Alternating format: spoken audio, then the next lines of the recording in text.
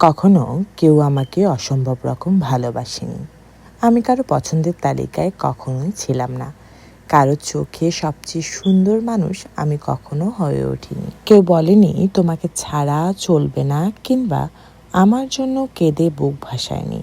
আমি কারো প্রায়োরিটি লিস্টে কখনো প্রথম হতে পারিনি, বন্ধু কিংবা অন্য কিছুতে। যখনই ভেবেছি কেউ বুঝি আমাকে ভালোবাসে, ঠিক তখনই তারা ভুল প্রমাণ করেছে।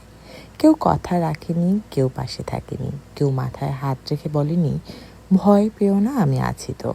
অনেকেই এসেছে জীবনে, আবার কুয়াশার মতো মিলিয়ে গেছে, কিন্তু কেউ আমাকে নিজের করে রাখেনি। আমি কারো কাছে বিশেষ কেউ হতে পারিনি।